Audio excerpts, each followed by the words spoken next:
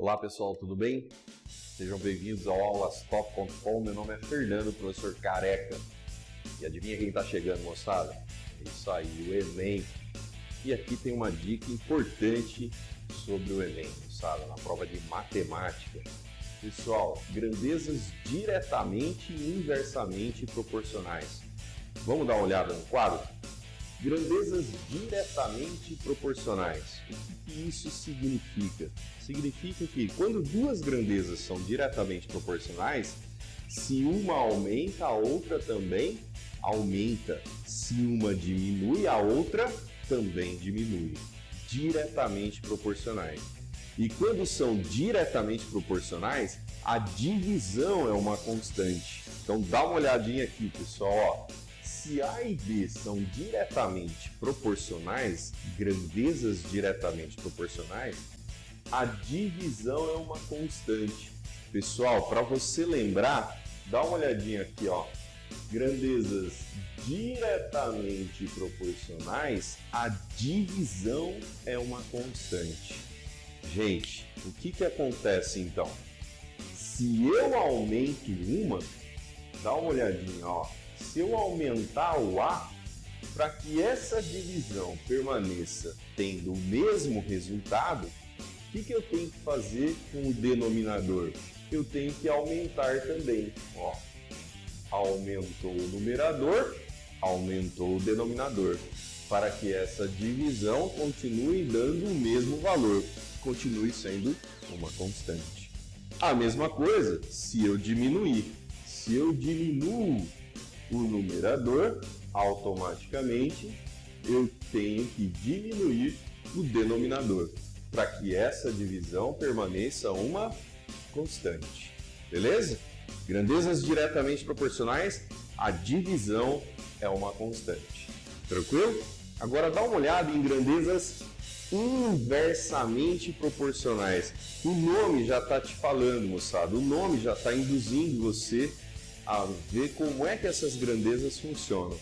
Pessoal, grandezas inversamente proporcionais, se uma aumenta, a outra diminui. Beleza? Então dá uma olhadinha aqui, ó. Lembra o seguinte, se a diretamente proporcional, a divisão é uma constante, então a inversamente, a multiplicação vai ser uma constante. Se A e B são inversamente proporcionais, A vezes B tem que dar uma constante. Pessoal, dá uma olhada, ó. Se a multiplicação tem que dar uma constante, se eu aumentar o valor de A, o que eu tenho que fazer com o valor de B para que essa multiplicação continue dando o mesmo resultado? Sim, eu tenho que diminuir o valor de B. Aumenta A, diminui B, para que a multiplicação continue sendo uma constante. E o contrário, se eu diminuir o valor de A, o que eu tenho que fazer com o valor de B? Aumentar, para que a multiplicação continue dando uma constante. E esses conceitos de grandeza diretamente e inversamente proporcionais, pessoal, eu posso aplicar com várias grandezas ao mesmo tempo. Então dá uma olhada nessa frase, ó. Se A é diretamente proporcional a B e inversamente proporcional a C, como é que eu posso escrever uma expressão que englobe essas três grandezas, pessoal? De acordo com o que a gente viu na definição de inversamente e diretamente proporcional, dá uma olhada, gente, ó. A é diretamente proporcional a B. Se é diretamente proporcional, a divisão é uma constante. Então, ó, eu vou colocar aqui o A e o B embaixo, ó. A dividido por B é uma constante. Só que ao mesmo tempo, o A é inversamente proporcional a C. Em grandezas inversamente proporcionais, a multiplicação é uma constante. Então eu coloco o C ali em cima multiplicando o A. Então fica A vezes C dividido por B tem que ser uma constante. Olha aí, ó, a expressãozinha que que envolve as três grandezas, ó. O A é diretamente proporcional a B, a divisão é uma constante, e inversamente proporcional a C, a multiplicação é uma constante. Tudo bem, moçada? Dadas essas definições, vamos dar uma olhada no exercício que caiu na UERJ, beleza? Estadual do Rio de Janeiro. Dá uma olhadinha, moçada, ó.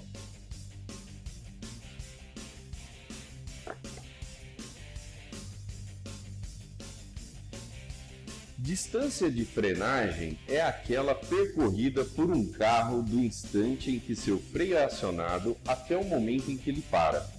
Essa distância é diretamente proporcional ao quadrado da velocidade que o carro está desenvolvendo no instante em que o freio é acionado.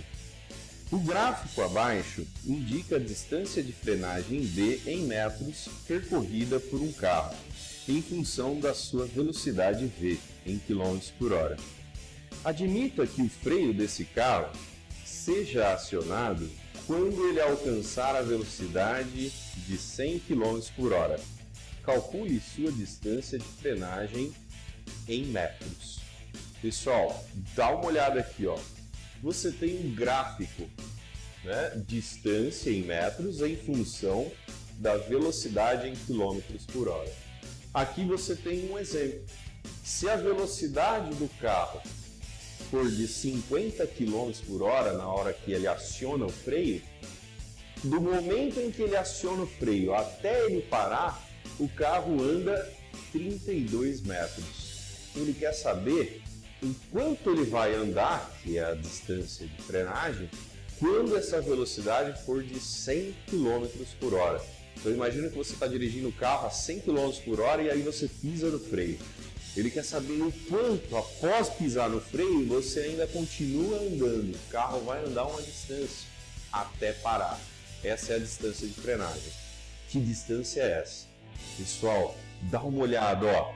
A distância de frenagem, ela é diretamente proporcional ao quadrado da velocidade. Então vamos lá, pessoal. De acordo com o que a gente viu, se ela é diretamente proporcional, significa que a divisão é uma constante. Então a distância de frenagem, que eu vou chamar aqui de D, ela é diretamente proporcional ao quadrado da velocidade. A divisão tem que ser uma constante. Tá aí, ó. Distância de frenagem diretamente proporcional ao quadrado da velocidade. E a gente tem um exemplo, pessoal. Tem como descobrir essa constante. Ele já me deu um valor. Quando a velocidade for de 50 km por hora, a distância é de 32 metros.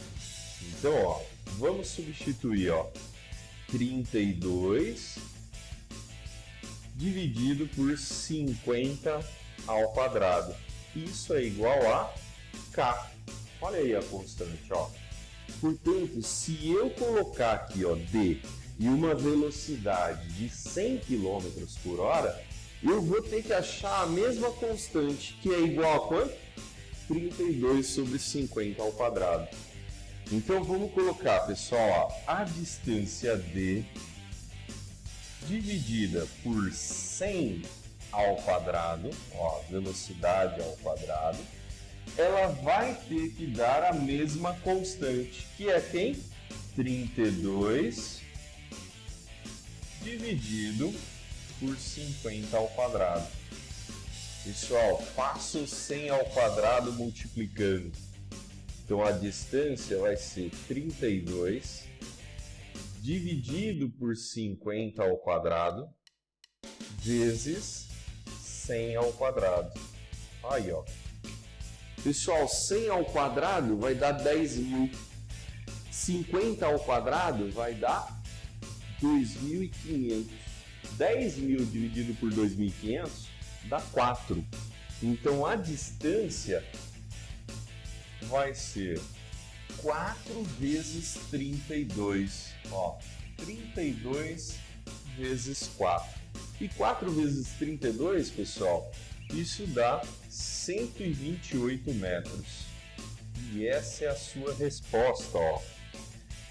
Então, quando você está a 100 km por hora, pisou no freio, a distância de frenagem, ou seja, o seu carro ainda vai andar até o momento em que ele para, 128 metros.